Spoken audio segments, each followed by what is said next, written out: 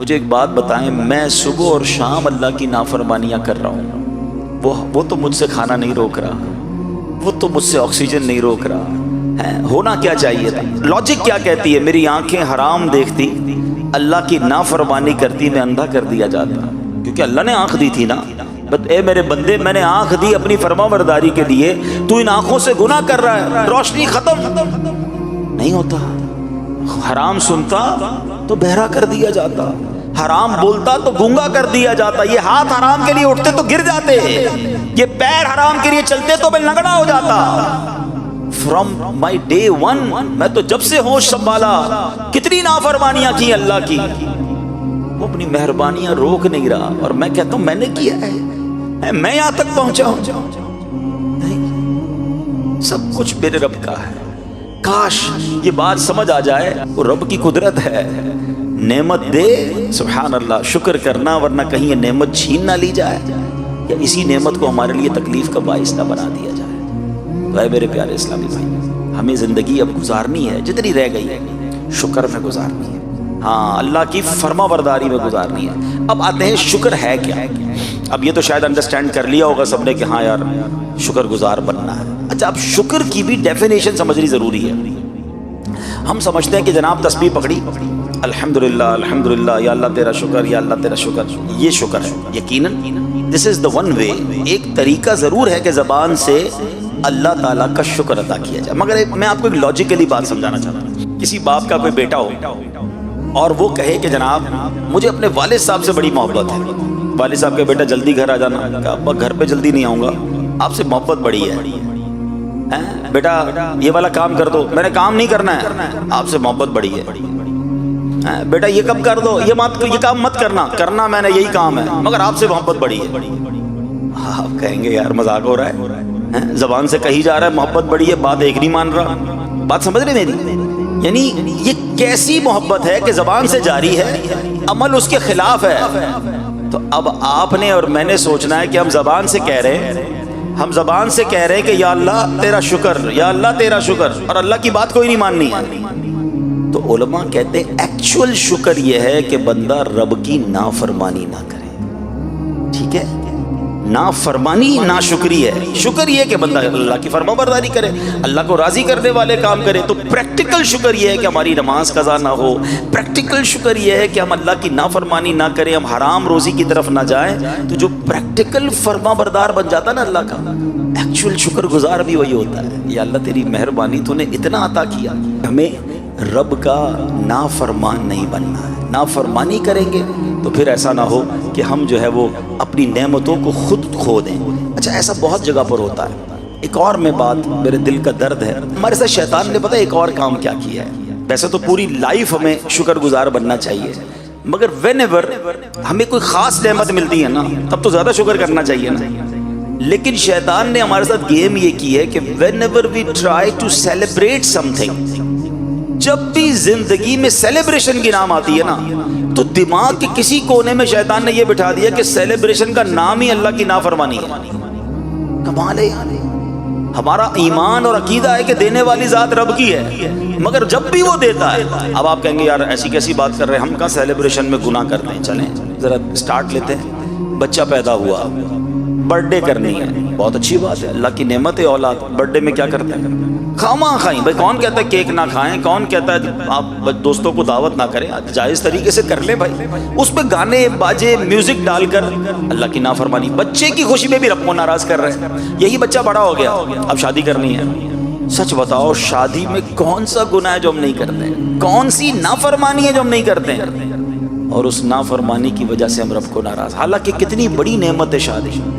اب آپ بتائیں نا، پھر ہم کہتے ہیں یار ہزاروں لاکھوں روپے خرچ کیے مگر شادی کے بعد خوشی نہیں مل رہی ہے، جناب اولاد نہیں ہو رہی ہے، میاں بیوی میں پیار نہیں ہے۔ آپ سوچیں آپ نے اس خوشی میں رب کو ناراض کتنا کیا ہے۔ یہ خوشی میں تو صدقے بڑھانے چاہیے تھے نا۔ ہمارے بہت اچھے دوست ہیں، رشتہ دار بھی ہمارے، بہت اللہ نے مال دیا ان کو، ان کے بچوں کی شادی میں ایک بار جانا ہوا تو بڑا نارمل سا فنکشن تھا، بڑی نارمل سی دعوت تھی، اور ایک ہی دعوت کی انہوں نے، وہ لمبی لسٹ بھی نہیں تھی دعوت کی۔ کسی نے پوچھا کہ آپ اتنا خرچ نہیں کیا اپنے بچے کی شادی پر، آپ تو کروڑوں روپے خرچ کر سکتے ہیں۔ کہتا ہاں میں کروڑوں کر سکتا ہوں۔ مگر میں نے سوچا کہ میں کروڑوں روپے اپنی بچوں کی شادی پر غلط کاموں پہ لگا دوں. اب میرا فارمولہ یہ ہے کہ میں اپنے ہر بچے کی شادی میں 2 غریب بچوں کی شادیاں کراتا ہوں, اور اس کا فائدہ یہ ہوتا ہے کہ وہ 2 جوڑے جو ہے نا ساری زندگی میرے بچے کے لیے دعا کرتے رہتے ہیں, اللہ اس کو خوشیاں دے دیتا ہے. بھئی خرچ کرنے کے اور بھی تو طریقے ہیں نا, سیلیبریشن کے اور بھی تو انداز ہیں. اصل میں ہم پتہ نہیں کدھر کھو گئے ہیں کہ جب بھی اب نیا کاروبار لیا, کاروبار کی اوپننگ سیریمنی دیکھیں وہ میوزیکل شو ہو رہا ہے. کیوں ہم غلط چیز شامل کر, قرآن خوانی کر لے بھائی. اچھا آپ کو قرآن خوانی نہیں کرنی, دعوت کھلائیں, دعوت تو کھلا لیں, اچھی نیتوں سے کھلائیں گے, اس کا بھی ثواب ملے گا. مگر حرام چیز کو کیوں انوالو کرتے ہیں, کیوں اپنے رب کو ناراض کرنے والے ہم کام کرتے ہیں. تو اللہ کرے کہ آج کے اس مختصر سے بیان میں قرآن کے ان 2 واقعات سے ہم یہ سبق حاصل کر لیں. پہلے تو یہ دل میں ہمیں ہر وقت خیال ہونا چاہیے کہ میرا کچھ بھی نہیں ہے, سب کچھ میرے رب کا ہے, اور وہ جب چاہے واپس لے سکتا ہے. جب یہ خیال ہو جائے گا نا تو پھر اکڑ نہیں آئے گی, پھر غرور نہیں آئے گا, پھر تکبر دل میں نہیں آئے گا کہ میں نے سب کچھ کیا, میں سپیریئر. تو کچھ بھی نہیں, مجھ پر مہربانیاں ہو رہی ہیں, مجھ پر احسان ہو رہے ہیں, مجھ پر کرم نوازیاں ہو رہی ہیں. اے مالک یہ جاری رکھی ہو, یہ واپس مت لے لینا. اللہ کے نبی علیہ الصلوۃ والسلام کی دعا پڑھے نا, اللہم انی اعوذ بک من زوال نعمتک. حدیثوں میں یہ دعا موجود ہے, اے اللہ میں زوال نعمت سے تیری پناہ مانگتا ہوں. یہ مانگا کرو دعائیں, یہ نعمتوں کو زوال لگنے میں دیر نہیں لگتی.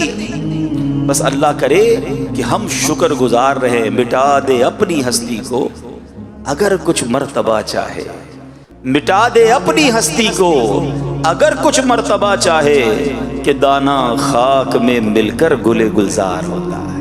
عاجزی کا انداز اختیار کریں گے, اللہ ترقی عطا فرمائے گا. نبی پاک علیہ الصلوۃ والسلام کی ایک اور بڑی پیاری دعا ہے, اس سے اندازہ ہوگا کہ اللہ کے حبیب علیہ الصلوۃ والسلام دنیا سے آپ کا تعلق کیسا تھا اور رب سے تعلق کیسا تھا. اور یہ دعا ایکچولی ٹیچنگ بھی ہمارے لیے. دعا کیا ہے؟ اللہم انی اعوذ بک من دنیا تمنع خیر الآخرہ. اے اللہ پاک میں ایسی دنیا سے تیری پناہ چاہتا ہوں جو آخرت کی بھلائی سے روک دے. دنیا دنیا دنیا, صبح و شام دنیا, صبح و شام مال, صبح و شام جناب دنیا کے خواب, اور آخرت بھلائے بیٹھے. اللہ کے حبیب کیا عرض کر رہے ہیں, اے اللہ میں ایسی دنیا سے تیری پناہ چاہتا ہوں جو آخرت کی بھلائی سے روک دے. اب آگے سنیے, وَأَعُوذُ بِكَ مِنْ حَيَاةٍ تَمْنَعُ خَيْرَ الْمَمَاتِ. اے اللہ ایسی زندگی سے تیری پناہ مانگتا ہوں جو اچھی موت سے روک دے. زندگی تو کمال ہو گئی نا, او گاڑیاں لش بش, زندگی کے ساری لگزریز حاصل کر لی, موت اچھی نہ ہوئی تو کیا کرنا ہے زندگی کا؟ یہ تو تھوڑی ہے نا, اصل تو وہ لائف ہے. دعا کرو کہ لائف ایسی گزرے کہ موت اچھی ہو جائے. ہاں زندگی ایسی گزارو کہ آخرت اچھی ہو جائے. کیا خوبصورت قول ہے ایک بزرگ کا, فرماتے زمین کے اوپر کام اور زمین کے اندر آرام. اللہ زمین کے اوپر ایسا کام کروا لے کہ جب زمین کے اندر جائے نا تو مار نہ پڑے, ادھر آرام کریں. ادھر آرام کرنا ہے, ادھر تھوڑی آرام کرنا ہے. ادھر غفلت کی نیند سوئے ہوئے, ادھر نمازیں قضا ہو رہی ہیں, ادھر حرام کام چل رہے ہیں, ٹینشن ہی کوئی نہیں. ادھر جاگنا ہے, ادھر فکر کرنی ہے, جاگنا ہے, جاگ لے افلاک کے سائے تلے, حشر تک سوتا رہے گا خاک کے سائے تلے. ادھر سونا ہے نا تو ادھر آسان نیند چاہیے, ادھر برکت جب ملے گی جب دنیا اچھی گزاری ہوگی. کیا خوبصورت نبی پاک کے الفاظ تو ویسے ہی کمال ہے نا, ایک جملے میں پورا چیپٹر ہے. کیا فرمایا؟ وَأَعُوذُ بِكَ مِنْ حَيَاةٍ تَمْنَعُ خَيْرَ الْمَمَاتِ. اے اللہ میں ایسی زندگی سے تیری پناہ چاہتا ہوں جو اچھی موت سے روک دے. پھر فرمایا وَأَعُوذُ بِكَ مِنْ عَمَلٍ يَمْنَعُ خَيْرَ الْعَمَلِ. اور ایسی امیدوں سے تیری پناہ چاہتا ہوں جو نیک اعمال سے روک دے. امیدیں ختم نہیں ہو رہی, پلاننگ ہی ختم نہیں ہو رہی, نیک اعمال کی جگہ ہی نہیں بن رہی ہے. تو اللہ کرے کہ یہ دعا ہمارے حق میں بھی قبول ہو جائے. ہم نبی پاک کی اس دعا کے ساتھ اللہ کرے کہ ہم اپنی لائف گزارے. ایک مرتبہ پیارے آقا علیہ الصلوۃ والسلام کی بارگاہ میں ایک شخص حاضر ہوا, کہتا ہے یا رسول اللہ صلی اللہ علیہ وسلم مجھے کیا ہو گیا کہ میں موت کو پسند نہیں کرتا, یعنی میرا دل دنیا کی طرف مائل ہے اور اپنے دل میں آخرت کی طرف میں میلان کم پاتا ہوں, اور موت تو جنت میں پہنچنے کا راستہ ہے مگر مجھے موت ہی پسند نہیں ہے. اچھا ایسے ہم میں سے بھی بہت سارے لوگ ہوں گے جب بھی موت کی بات آتی ہے ڈر جاتے ہیں, خوف مبتلا ہو جاتے ہیں, آخرت کی بات نہ کرو, مرنے کی بات نہ کرو. کہتا حضور مجھے پتا ہے جنت میں جانے کا راستہ ہی موت ہے, موت آئے گی تو جنت میں جاؤں گا نا, مگر میرا دل اس طرف نہیں کھنچتا ہے, مجھے میلان نہیں ہے, مجھے مزہ نہیں آتا. سبحان اللہ. نبی پاک نے جو فارمولہ دیا ہے نا وہی سمجھ لے آج میرے پورے بیان کا حاصل ہے. اللہ کے حبیب علیہ السلام نے فرمایا کہ کیا تمہارے پاس مال ہے؟ عرض کی جی ہاں یا رسول اللہ مال ہے. فرمایا اپنا مال صدقہ خیرات کر کے آگے بھیج دو، آخرت کی طرف بھیج دو. تو کیونکہ آدمی کا دل اپنے مال کے ساتھ ہوتا ہے، اگر یہ اپنے مال کو آگے بھیج دے گا نا تو اپنے مال سے ملنا چاہے گا، اور اگر مال کو پیچھے چھوڑ دے گا تو آگے جانے کا دل ہی نہیں ہوگا، پیچھے پیچھے کی طرف دل مائل رہے گا. حدیث کا خلاصہ عرض کر رہا ہوں، اب اس کو ذرا لاجیکلی سمجھیے گا. آپ میں سے کئی لوگ ہیں مثال کے طور پہ جو کراچی کے رہنے والے ہیں، لیکن اگر آپ نے اپنی کوئی انویسٹمنٹ لاہور میں کی ہوئی ہے، کوئی فیکٹری آپ نے ڈال دی اسلام آباد میں، اب دل کدھر ہے؟ ہر تھوڑے دنوں بعد اسلام آباد میں رہتا ہے. کیوں یار؟ بزنس تو وہی ہے نا. انسان کا دل اس کے مال کے، لوگ امریکہ چلے گئے، یورپ چلے، کیوں؟ ادھر پیسہ ہے ان کا، ادھر ان کی انویسٹمنٹس ہیں، ادھر ان کی چیزیں ہیں. سبحان اللہ. کیا نبی پاک نے جو فارمولہ سمجھ آ جائے نا کہ بندے کا دل اس کے مال کے ساتھ ہوتا ہے. اگر آخرت سے محبت کرنی ہے تو مال آگے بھیج دو، تمہیں ٹینشن ہی نہیں ہوگی. ادھر بھی میری پراپرٹی بنی ہوئی ہے، ادھر بھی میرا انشاءاللہ جنت میں محل تیار ہے، ادھر بھی میں نے اللہ کی راہ میں صدقہ خیرات کیا ہوا ہے، میری تیاری پوری ہے. سبحان اللہ. یہ بات اگر سمجھ آ جائے نا کہ ادھر کی تیاری ہے کہ نہیں. حضرت عمر بن عبدالعزیز رضی اللہ تعالیٰ ایک بار ایک قافلے میں جا رہے تھے، خلیفہ مروان کے ساتھ ایک بڑا سا قافلہ تھا، بڑے بڑے بادشاہ بھی تھے، لیڈرز آف دا نیشن اس کے ساتھ جا رہے تھے. تو سب نے اپنا اپنا مال جو تھا نا وہ آگے بھیج دیا. سب نے اپنا اپنا مال آگے بھجوا دیا. کیونکہ مال کیوں بھجوانا ہوتا تھا کہ گھوڑوں پہ جاتے تھے، اونٹوں پہ جاتے تھے، تو کسی بھی شہر میں جائیں تو وہاں ٹینٹ لگانے پڑتے تھے، گھر بنانے پڑتے تھے. تو سب نے اپنے ٹینٹس اور اپنے خادمین بھیج دیے کہ جب ہم ٹریول کر کے وہاں پہنچیں تو تکلیف نہ ہو.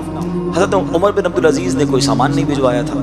جب ٹریول پورا ہوا، جیسے ہی وہاں پہنچے تو سب کے کیمپس ریڈی تھے، سب اپنے اپنے کیمپوں میں چلے گئے. حضرت عمر بن عبدالعزیز کے پاس تو کوئی کیمپ نہیں تھا. تو بادشاہ کو یاد آیا کہ حضرت عمر بن عبدالعزیز کو ڈھونڈو، انہوں نے تو کیمپ بھجوایا نہیں تھا. ڈھونڈتے ڈھونڈتے گئے تو وہ کسی درخت کے نیچے بیٹھ کے رو رہے تھے. تو پوچھا کہ آپ کیوں رو رہے ہیں؟ ٹینٹ ہم دے دیتے ہیں آپ کو، آپ روئیں تو نہ. کہتے مجھے قیامت کا دن یاد آ گیا، تم سب نے اپنا سامان بھیجا تھا، منزل پر پہنچے تو اپنے اپنے خیموں میں چلے گئے. میں نے سامان بھیجا نہیں تھا تو میں کھلے آسمان تلے رہ گیا. اگر آخرت میں بھی ایسا ہی ہوا کہ جن جن لوگوں نے اچھے اعمال کر کے آگے نیکیاں بھیجی ہیں ان کو تو ریوارڈ مل جائیں گے، ان کو جنتی گھر مل جائیں گے، اور اگر میرا کوئی عمل نہ ہوا تو میں تو بے سر و سامان رہ جاؤں گا. اللہ کے اتنے نیک بندے ہو کر ایسا فکر آخرت. مگر یہ واقعہ ہم سب کے لیے کتنا درس ہے. ہم سب کے گھر ہیں یہاں پر، ہم سب کی چیزیں ہیں یہاں پر، وہاں ہے کہ نہیں؟ اور وہاں زیادہ رہنا ہے، کہیں وہاں پھنس نہ جانا. اللہ کرے دل میں اتر جائے میری بات. تو پیارے اسلامی بھائیوں، دعوت اسلامی کے پیارے ماحول میں ایسی باتیں سکھائی جاتی ہیں. ہمیں اس ماحول میں بہت کچھ آخرت کی یاد دلائی جاتی ہے. یہ اجتماع کیوں کیے جاتے ہیں؟ دعوت اسلامی کا تو خرچ ہوتا ہے نا. ہمیں کیوں بلایا جاتا ہے؟ آپ کو میسج کیے جاتے ہیں، آپ سے فالو اپ کیا جاتا ہے، آپ کو بلایا جاتا ہے. یہ ہمارے لیے بلایا جاتا ہے. ہم اتنی دیر جو یہاں بیٹھے ہیں گناہ سے بچے ہوئے ہیں نا، اللہ رسول کا ذکر سن رہے ہیں، قرآن کی باتیں سن رہے ہیں، یہی وقت کام آئیں گے. اور کاش یہ باتیں دل پہ اثر ہو جائیں اور ہمیں یقین ہو جائے کہ جو کچھ ہے میرے رب کا ہے، اور اب میں نے زندگی اسی کی فرمانبرداری پہ گزاری. پھر تو سبحان اللہ. اب میں بات کروں گا ایک ایسی قوم کا اور ایک ایسے گارڈن کا کہ جس کا تصور کریں، امیجنیشن کریں تو عقل حیران ہو جاتی ہے. سبحان اللہ. قرآن کہتا ہے، اچھا یہ جو 22ویں پارے میں یہ پوری قرآن پاک کی سورت ہے، سورہ سبا. یہ کسی قوم تھی جس کا نام ہی قوم سبا تھا. یہ اس قوم کا واقعہ ہے. ان کو اللہ نے کتنا نوازا تھا، اب ذرا سنتے جائیے گا. قرآن میں رب فرماتا ہے، بے شک قوم سبا کے لیے ان کی آبادی میں نشانی تھی. 2 باغ تھے، ایک دائیں طرف دوسرا بائیں طرف. اپنے رب کا رزق کھاؤ اور اس کا شکر ادا کرو. پاکیزہ شہر ہے اور بخشنے والا رب. اللہ اکبر. یہ کیسی قوم تھی؟ اللہ کریم نے، یاد رہے، سبا عرب کے علاقے یمن کی حدود میں واقع ایک قبیلے کا نام تھا، ایک ٹرائب کا نام تھا. اور یہ قبیلہ اپنے دادا سبا بن یشجب بن یعرب بن قحطان کے نام سے مشہور تھا. ایک پرسنالٹی کا نام تھا، پھر ایک قبیلے کا نام پڑ گیا. اور سبحان اللہ، اب قرآن میں سورہ سبا موجود ہے. حضرت عبداللہ ابن عباس رضی اللہ عنہ فرماتے ہیں کہ رسول اللہ صلی اللہ علیہ وسلم سے سوال کیا گیا کہ سبا کسی مرد کا نام ہے، عورت کا، یا کسی سرزمین کا نام ہے؟ سرکار دو عالم صلی اللہ علیہ وسلم نے فرمایا کہ سبا ایک مرد تھا، اس کے 10 بیٹے تھے، ان میں سے 6 یمن میں آباد ہو گئے، 4 شام میں سیریا میں چلے گئے۔ اب آیت کا خلاصہ کیا ہے؟ یمن کے حدود میں جب یہ لوگ آباد تھے، اللہ پاک کی وحدانیت اور قدرت پر دلالت کرنے والی ایک نشانی یہ تھی کہ ان کے باغ میں، ان کے شہر معرب کے دونوں طرف کثیر باغات تھے، ان باغات میں پھلوں کی کثرت تھی۔ ان لوگوں تک انبیاء کرام کے ذریعے یہ کہا گیا اپنے رب کا رزق کھاؤ، انجوائے کرو اپنی لائف کو، مگر اللہ کی عبادت کرو، اللہ کا شکر بجا لاؤ۔ تمہارا شہر پاکیزہ ہے جس میں لطیف آب و ہوا ہے، صاف ستھری سرزمین ہے۔ آپ کو پتا وہ کتنی پیور ایئر تھی؟ میں بھی پچھلے دنوں نیوزی لینڈ گیا، میرے لیے بڑی شاکنگ بات تھی۔ یہ ضرور پتا تھا کہ وہاں کی آب و ہوا بڑی اچھی ہے، مگر مجھے بتایا گیا کہ نیوزی لینڈ کی ہوا جو ہے یا فجی کی جو ہوا ہے وہ باقاعدہ کینز میں پیک کر کے کئی ملکوں کو ایکسپورٹ کی جاتی ہے۔ میں سمجھا میرے ساتھ کچھ مذاق کر رہے ہیں، لوگ کہہ رہے ہیں نہیں عبدالحبیب بھائی ایسا ہی ہے، چائنا میں آپ دیکھیں کہ یہ باقاعدہ جو $1 میں $2 میں نیوزی لینڈ کی ہوا ملتی ہے، لوگ اس کو اسمیل کرتے ہیں۔ مجھے پھر بھی یقین نہیں ہے، پھر میں نے انٹرنیٹ پر سرچ کیا تو واقعی ایسا تھا کہ آج بھی پیور ایئر کی اتنی ویلیو دنیا میں ہے کہ کئی لوگوں کو یہ کریز ہوتا ہے کہ ہم صاف ستھری ہوا لیں، اور میں نے وہاں دیکھا لوگ بڑی لانگ لائف جیتے ہیں، ہوا بڑی اچھی ہوتی ہے، صحت مند رہتے ہیں۔ مگر قرآن کہتا ہے سبا کے لوگوں کے پاس جو شہر تھا نا، اس شہر کی ہوا ایسی تھی جس پہ کوئی مچھر ہی نہیں تھا، کوئی مکھی نہیں تھی، کوئی کھٹمل نہیں تھا، سانپ بچھو کوئی نہیں تھا، بلکہ پاکیزگی کا عالم یہ ہوتا کہ کوئی دوسرے شہر کا آدمی اس شہر سے صرف گو تھرو کر لیتا، گزر جاتا، تو اگر اس کے جسم پر کوئی جوئیں یا کیڑے ہوتے وہ بھی مر جاتے تھے۔ اتنی پیور ایئر اللہ نے دی۔ اللہ اکبر فرمایا اب اس نعمت پر اللہ نے ایسی آب و ہوا، اتنے زبردست باغات کا عالم یہ تھا، کوئی شخص اپنے سر پہ ٹوکرا اٹھا کر ان باغ سے گزرتا تھا تو خود ہی باغ سے پھل گر کر اس کے ٹوکرے میں بھر جاتے تھے۔ اتنے شاندار پھل، ایسی آب و ہوا، انہیں بار بار پیغام دیا گیا کہ اب اللہ کا شکر ادا کرو، اللہ کی نعمتیں اتنی شاندار ملی ہیں، عاجزی اختیار کرو، شکر گزار بن جاؤ۔ مگر ان لوگوں نے کیا کیا؟ ان لوگوں نے، قرآن کہتا ہے تو انہوں نے منہ پھیرا تو ہم نے ان پر زور کا سیلاب بھیجا۔ ان کے باغوں کے عوض 2 باغ انہیں بدل دیے، جو کڑوے پھل والے اور جھاؤ والے اور کچھ تھوڑی سی بیریوں والے تھے۔ اب ہوا کیا ذرا تفصیل سے سنیے گا کہ اللہ پاک نے ان کے پاس انبیاء بھیجے، ہر نبی کا انکار کرتے رہے، ہر نبی کو اوائڈ کرتے رہے اور اس کے معاذ اللہ بات کو ٹھکراتے رہے، یکے بعد دیگرے 13 نبی بھیجے گئے۔ قوم سبا کو سدھارنے کے لیے، اللہ کی طرف بلانے کے لیے، انہیں الارم کرنے کے لیے 13 انبیاء گئے، ان کو حق کی دعوتیں دیں، نعمتوں کی قدر یاد دلائی۔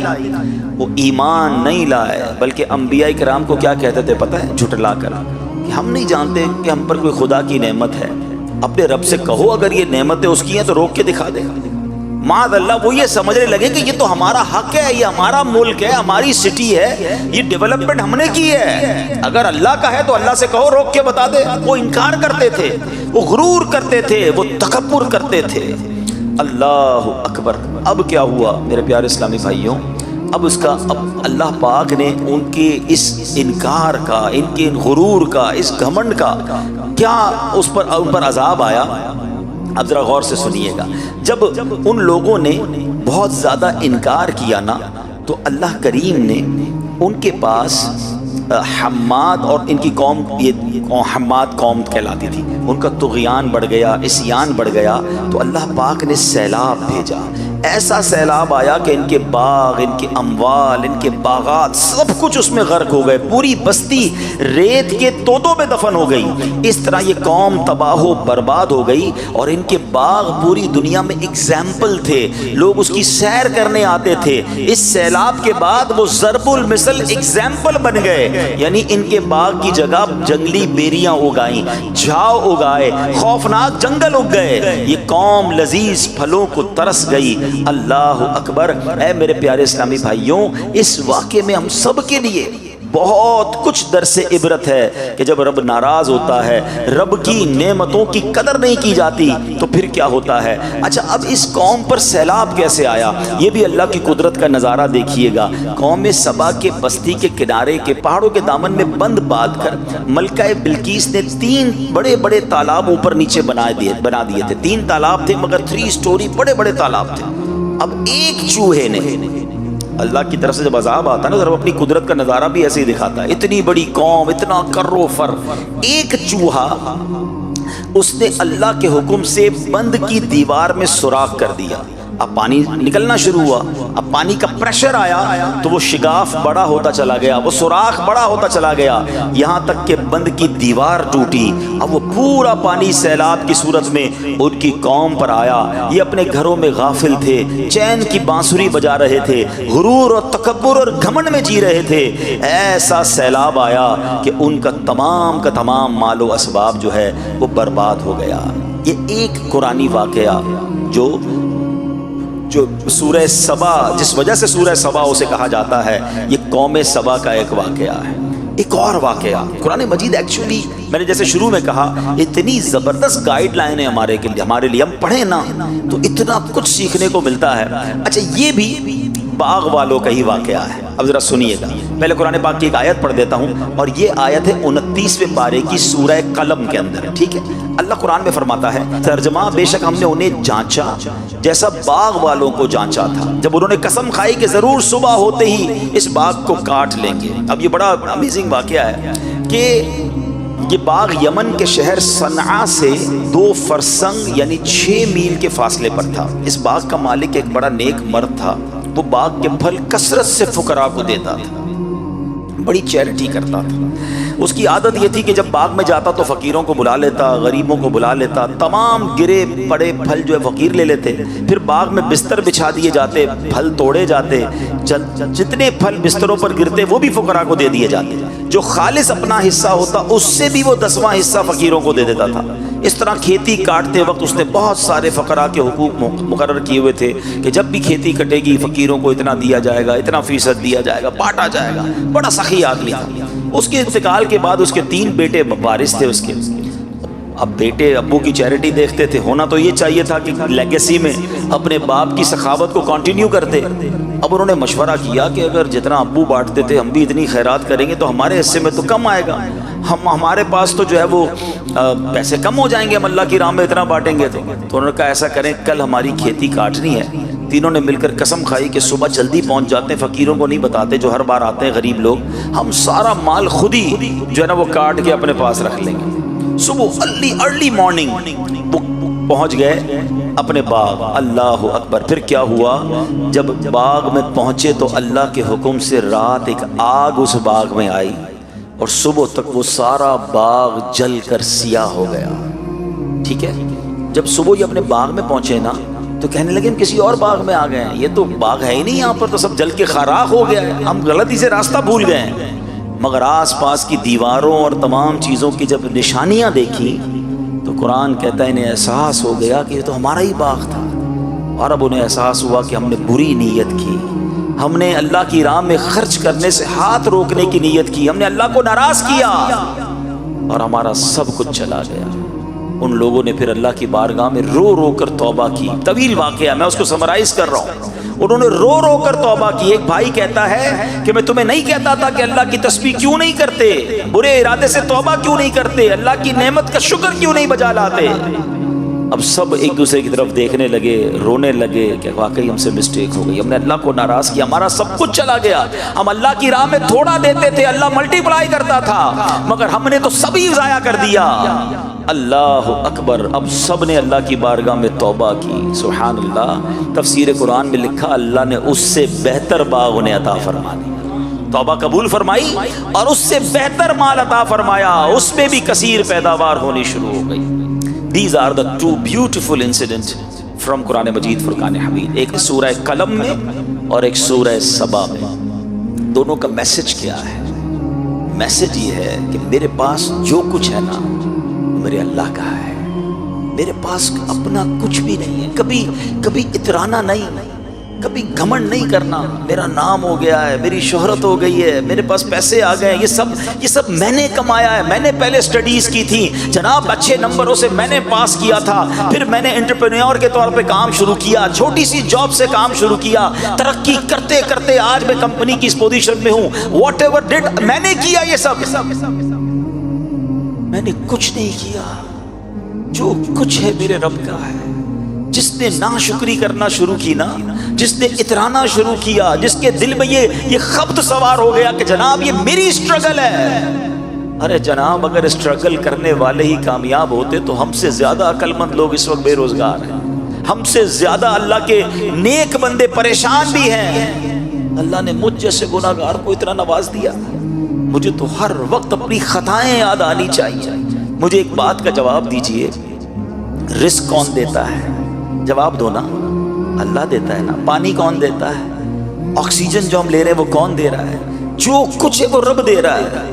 مجھے بتائیں، اگر آپ کی آفس میں، آپ جہاں بھی جاب کرتے ہیں، کوئی بندہ آپ کے CEO یا ڈائریکٹر یا HOD کی بات نہ مانے، جب بھی وہ کوئی بات کہے اس کا الٹا کا جواب دے، آلویز وہ بات کا الٹا کام کرے، روز مسٹیکس کرے، کیا جو باؤنڈریز، جو فیسلٹیز جو اس کو کمپنی میں حاصل ہے وہ باقی رہیں گی؟ بندہ کہے گا ٹھیک ہے، جب آپ کمپنی کے لیے کام ہی نہیں کر رہے تو آپ کی جاب ختم، اپنی گاڑی واپس کریں، اپنی فیسلٹیز واپس کریں، تمام پریولیجز ختم کر دیے جاتے ہیں، بیکاز آپ کمپنی کے رول کو فالو نہیں کر رہے، اپنے ہیڈ کو جواب نہیں دے رہے۔ ایک قرآن پاک کی میں آیت کا جز پڑھ رہا تھا، اللہ اکبر، اگر یہ بات سمجھ آ جائے نا، سبحان اللہ سبحان اللہ، قرآن مجید میں اللہ کریم نے خود فرمایا، اور کاش یہ بات ہمارے دل میں اتر جائے کہ سب کچھ ہمارے رب کا ہے، جو کچھ ہے وہ ہمارے مالک کا ہے۔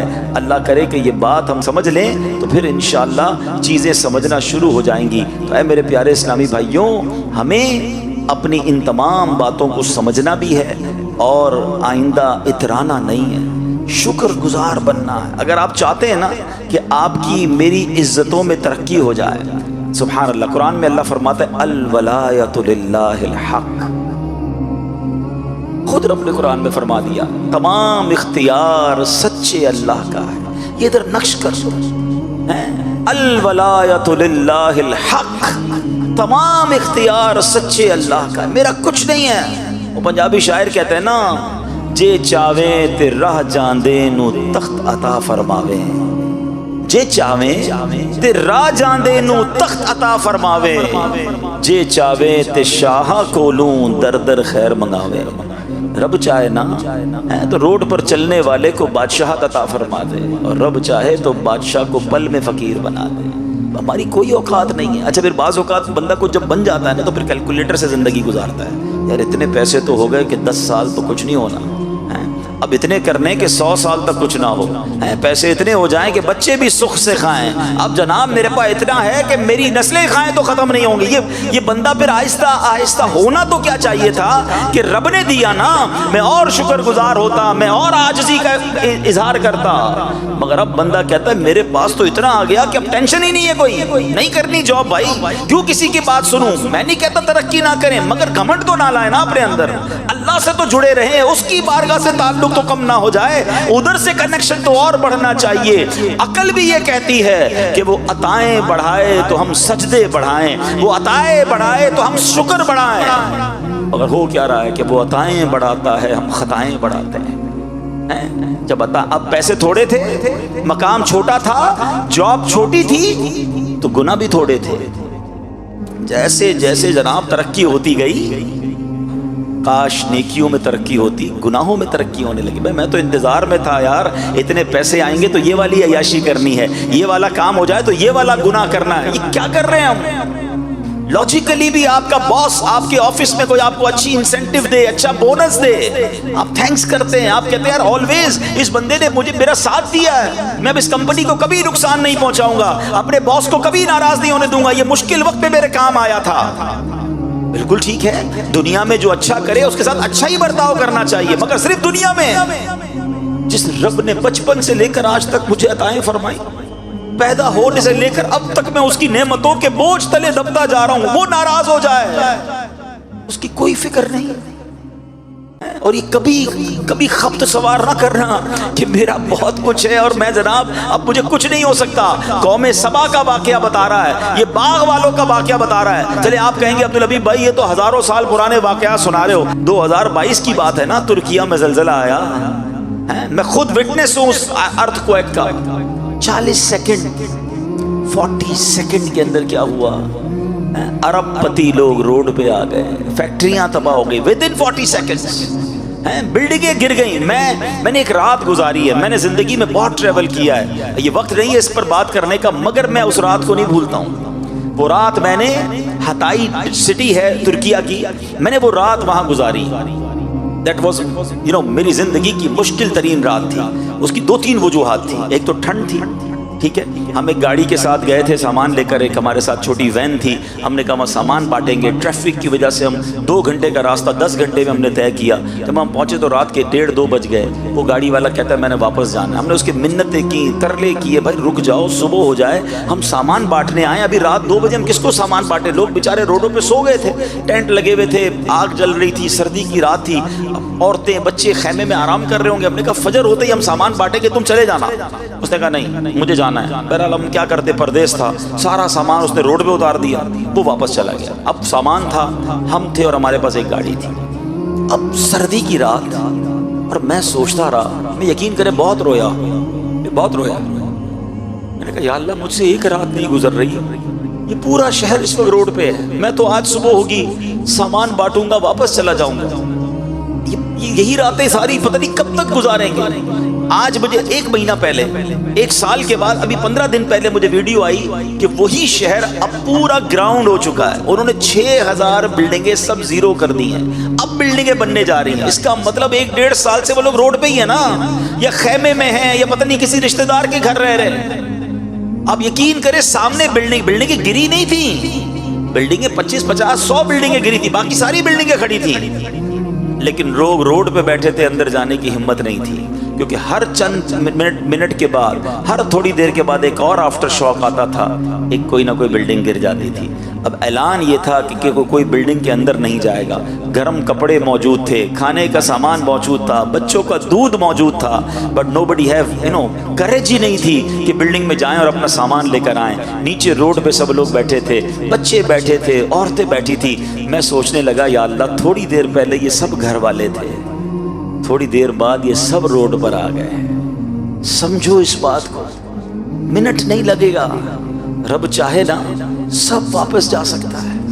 تو پھر کس بات کا اترانا ہے, پھر کس بات کا گھمنڈ ہے, یہ میں نے کیا ہے, یہ میں نے کیا. میں نے کچھ نہیں کیا ہے, میں نے کچھ نہیں کیا ہے.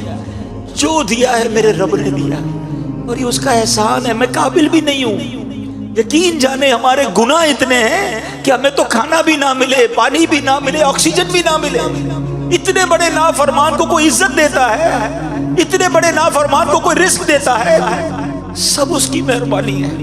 اور سبحان اللہ, جو اس کو مان لیتا ہے نا, جو اس کو ایکسپٹ کر لیتا ہے, سبحان اللہ. سچ بتاؤ, ہمیں کوئی نعمت دے, کوئی تحفہ دے, اب اس کا شکریہ ادا کرے. ہم نے کوئی کمال نہیں کیا, ارے اس کی مہربانی تھی.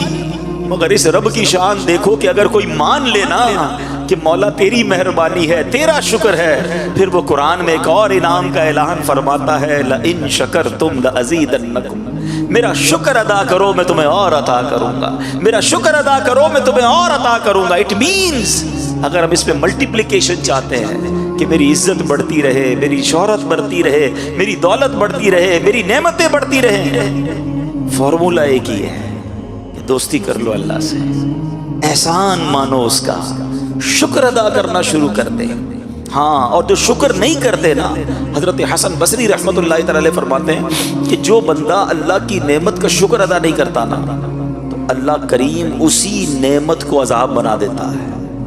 اب یہ بڑی عجیب بات ہے کہ نعمت عذاب کیسے بن سکتی ہے. میں نے جب یہ روایت پڑھی تو میں سوچنے لگا کہ نعمت عذاب کیسے بن سکتی ہے. ہاں, نعمت عذاب بنتی ہے. پیسہ نعمت ہے نا, ہر بندہ دعا کرتا ہے اللہ مال میں برکت دے. مگر ہم نے دیکھا کہ کچھ لوگوں کے پاس مال نہیں تھا, ویری ایزی لائف گزار رہے تھے, مزے میں تھے. تھوڑی بہت ڈیفیکلٹی تھی پیسہ نہ ہونے کی وجہ سے, مگر جب مال آیا نا ان کی لائف ہی بدل گئی. ٹینشنیں ہی بڑھ گئی ہیں. پیسے والے تو ہو گئے, سکون چلا گیا, کوئی مال چھین کے چلا گیا, کوئی قبضہ کر لیا مال نے, کڈنیپ کر لیا گیا. ارے مال آیا تو پریشان ہو گیا. کہیں ایسا تو نہیں کہ مال ملا تو ناشکری کرنا شروع کر دی. مال ہی عذاب بنا دیا گیا. زوجہ, وائف بڑی نعمت ہے. کئی لوگ دعا کرتے ہیں, اچھی بات ہے, اچھی بیوی واقعی اللہ کی بہت بڑی نعمت ہے. مگر ہم نے دیکھا کئی لوگوں کی شادی سے پہلے لائف ٹھیک تھی, مگر شادی کے بعد ایسا ہوا کہ پوری زندگی برباد ہو کے رہ گئی. کیا ہوا؟ کہیں ایسا تو نہیں کہ شادی کرتے وقت اللہ کی ناشکری کر لی تھی؟ یہی بیوی, یہی رشتہ عذاب بنا دیا گیا. اولاد کتنی بڑی نعمت ہے, دعا کرتا ہے بندہ جو بے اولاد ہوتا ہے. مگر ہم نے دیکھا کہ کئی اولاد, بچہ ہوا, بڑا ہوا, باپ کو ہی مار کے گھر سے نکال دیا. ایسا بیٹا ملا کہ باپ کو ہی ذلیل کر کے رکھ دیا. ارے اولاد عذاب بن گئی.